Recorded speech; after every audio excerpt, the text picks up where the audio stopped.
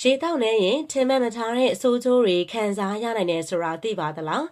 ပရိသတ်များအားလုံးပဲမင်္ဂလာပါရှင်ဒေါက်တာလိုင်လီပေ့ချ်ကနေပြီးတော့ပြန်လည်ကြိုဆိုလိုက်ပါရယ်ကျန်းမာရေးဆိုင်ရာလေးလာသုံးသက်ချက်တွေအရအမျိုးသားတဦးအနေနဲ့တစ်နေ့ကိုရေ3.8လီတာခန့်တောက်သုံးပေးဖို့လိုအပ်ပြီးတော့အမျိုးသမီးတွေကတော့တစ်နေ့ကို2.8လီတာခန့်တောက်သုံးပေးဖို့လိုအပ်ပါတယ်တကယ်လို့အကုန်ဆုံးသွားတဲ့ရေဓာတ်တွေကိုပြန်လည်ဖြည့်တင်းပေးခဲ့ခြင်းမရှိဘူးဆိုရင်တော့မလိုလားအပ်တဲ့ဘေးထွက်ဆိုးကျိုးတွေကိုခံစားရနိုင်ပါတယ်ဒါကြောင့်ရေတောက်နေခြင်းရဲ့ကျန်းမာရေးဆိုင်ရာဘေးထွက်ဆိုးကျိုးတွေကိုအခုလိုပဲမျှဝေပေးလိုက်ပါတယ်ရှင်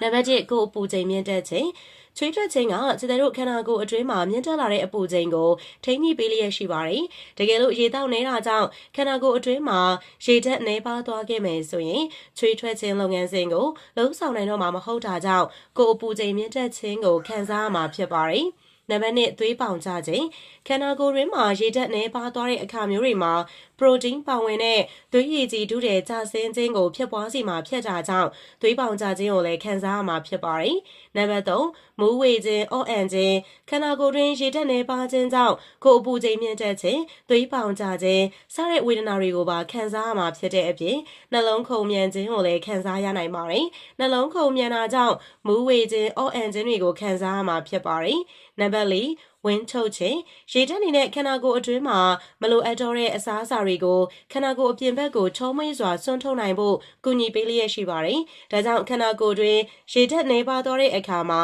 အစာချေနဲ့ဥလန်းချောင်းစနစ်မှာမလိုလားအပ်တဲ့ဘေးထွက်ဆိုးကျိုးတွေကိုဖြစ်ပွားစေနိုင်ပြီးတော့ဝမ်းထုတ်ခြင်းကိုခံစားရမှာဖြစ်ပါတယ်။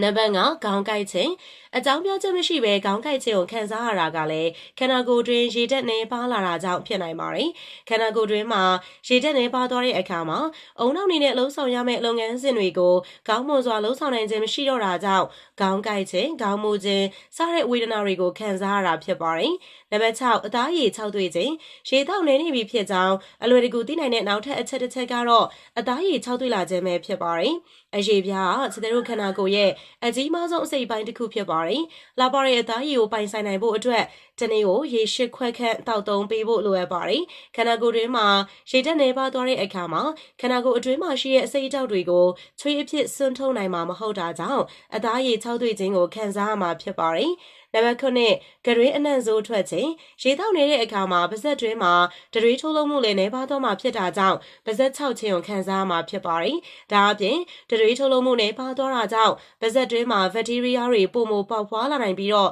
ဂရွေးအနှံ့စိုးထွက်ခြင်းကိုလည်းဖြစ်ပွားစေနိုင်ပါတယ်။အဲဒီတော့ရေလုံလောက်အောင်တောက်ဖို့ကဘလောက်တောင်မှအရေးကြီးလဲဆိုတာသိသွားလောက်ပြီလို့ထင်ပါတယ်။အခုပဲရေတစ်ခွက်ထတောက်ပါလို့တိုက်တွန်းလိုက်ပါတယ်ရှင်။